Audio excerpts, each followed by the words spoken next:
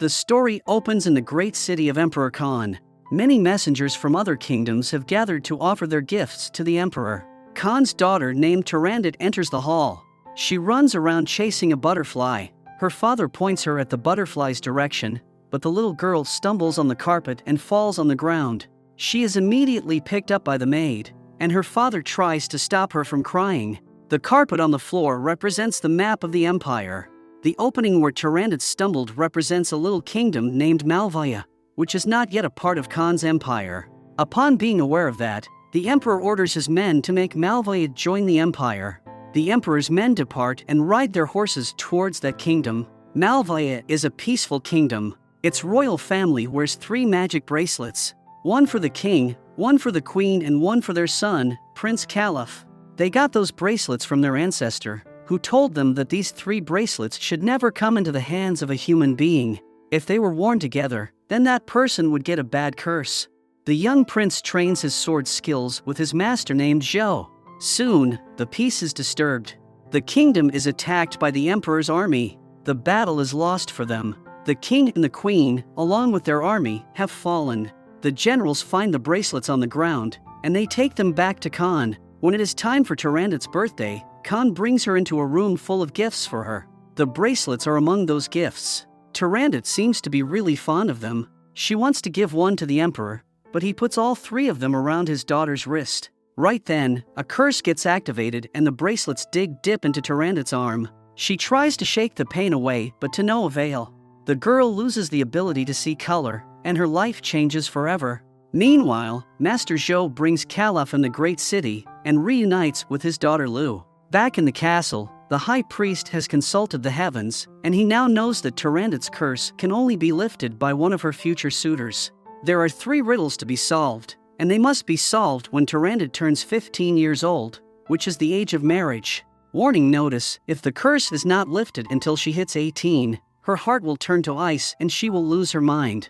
Later on, beautiful fireworks explode into the night sky, but Turandot can't enjoy the show because the only thing she can see is some light flashes. In the meantime, Lu and Caliph have met and they enjoy the show together, 2 newly formed siblings. Several years later, Caliph has grown up, but Zhou has given him the name Blue Eyes. He has grown fond of the fireworks, and that gives his sister the chance to play with him and mess up his face. Since he needs more gunpowder, she takes him to the mines. They witness how some masters of the art work on the fireworks. However, they are spotted by the guards and they have to run. After making a fool out of them, they find a path and escape. Meanwhile, General Boyan enters Turandot's room in order to train her because Khan has ordered him so. The 2 of them start fighting, but the curse has given Turandot some super speed abilities. Eventually, Boyan gets a hold of her outside. Suddenly, Caliph and Lu appear and run to the princess' aid. Boyan and Caliph fight. The general feels like he has seen this fighting style before. In any case, the general overpowers Caliph and is about to hit him, but Turandot extends her arm and stops him. She asks Caliph to be her new training partner. They meet again later on. The problem is, only royal guards are allowed in her room, and Caliph needs to become one. The 2 of them start training together to work towards that goal. While they do, Caliph touches her hand in the bracelets, and he gets some short flashbacks of the past. In the palace, the high priest is trying to make Boyan invincible by performing a ritual, but it does not work. It becomes obvious that Boyan has a plan. He wants to kill Khan in order to become the new emperor. Priest says that there is another way. He can also become king of the kingdom by marrying Turandot. Later, Caliph wants to go back to the castle to see Turandot, but his sister advises him of the contrary. She knows the general is an evil man. She wants him to stay away from him. Despite her warnings, Caliph goes back to the castle on a full moon and finds Turandot tied up in her room. He rushes to free her and ignores her when she tells him to let her alone. When he frees her, Turandot turns the silk into a weapon. Due to her curse, she sees Caliph like he is an evil skeleton. She chases him outside the room and attacks him. Caliph is able to talk some sense into her by telling her he is Blue Eyes. Although Turandot recognizes him, she prompts him to leave, and she doesn't want to see him ever again. A few weeks afterwards, Caliph has become a royal guard. Meanwhile, the emperor notifies his daughter that Prince Yuthong has arrived. His younger brother had tried to solve the bracelet riddles a few months ago, but he failed and died.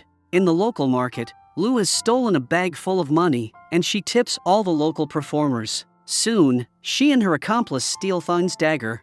Thong and his giant bodyguard go after them. The chase through the market leads to a structure breaking and falling towards Thong, but Caliph jumps on him and saves him. Then, he takes the stolen goods from his sister and returns them to Thong. The two of them visit the firework factory.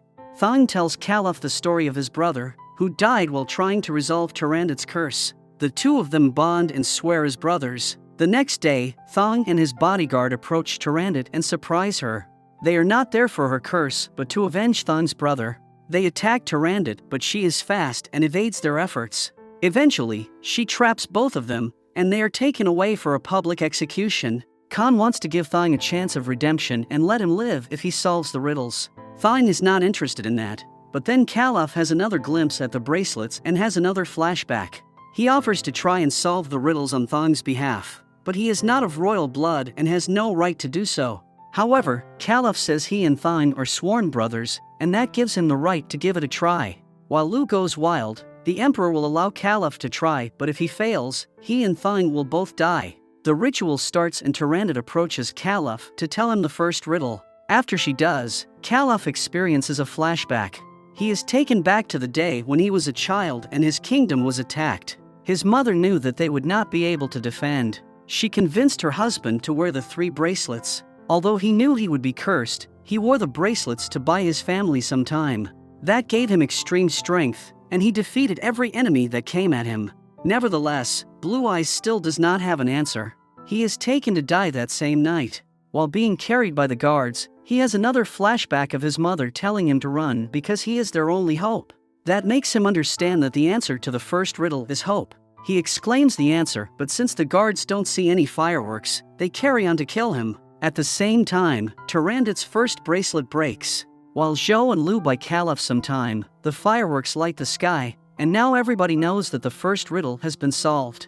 Caliph is carried through the crowd as a hero, while Khan expresses his opinion of making Caliph a lord. Being extremely jealous, Boyan steals a piece of the first broken bracelet and meets with his fellow general. He conspires with him and tells him to sabotage the fireworks. That way, nobody will know if Caliph solved the riddle or not, and it won't matter. He will be killed. The next day, Tyrandit narrates the second riddle, and Caliph is taken back in the past again. He sees his cursed father losing control. After he killed all the enemies, he turned against his own people because he was viewing them as enemies.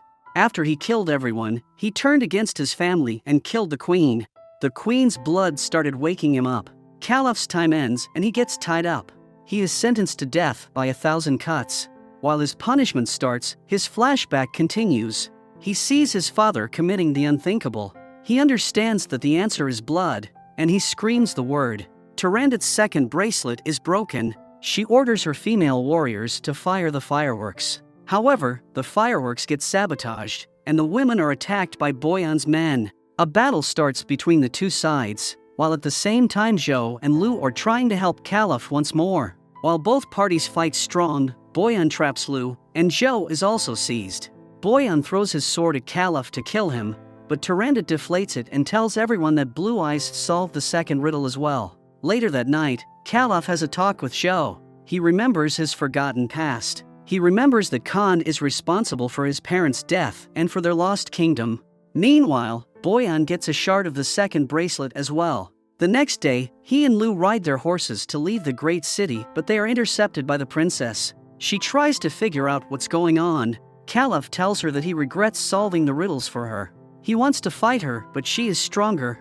Caliph unpredictably pushes himself onto her sword and whispers her name, which is the solution to the third riddle. Caliph is taken back in the castle to be taken care of. The doctor announces that he is quite lucky. Caliph's organs are reversed and his heart is located at the right side of his body. Khan gives Tyrandit and Caliph a moment. She lets him know that the Emperor has arranged their marriage to take place tomorrow. However, Caliph appears quite distanced. Upon being asked if he is okay, he reminds Tyrandit that he solved 3 riddles for her, but now she needs to solve a riddle for him. His real name is not Blue Eyes, and she needs to find out what it is. In the meantime, Boyan has acquired pieces of all the bracelets. The high priest repeats the ritual they did earlier. This time it works and Boyan becomes invincible. Of course, being the bad guy he is, he stabs the high priest since he does not need him anymore. Then, he attacks and gets a hold on Caliph and his family. Tyrannid runs to his aid. She reaches an agreement with Boyan.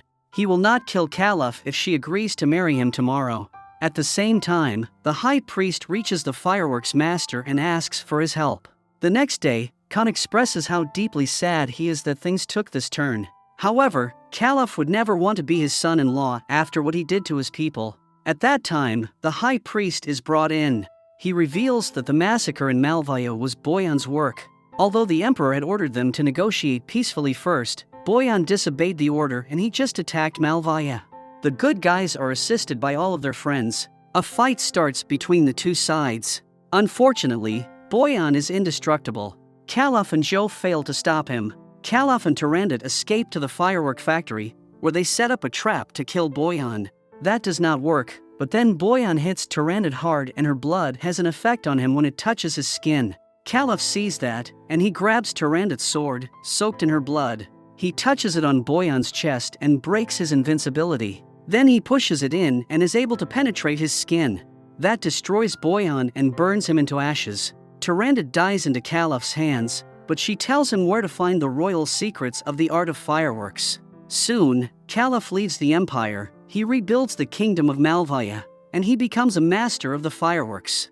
Remember to subscribe to my channel, and we will see you next time.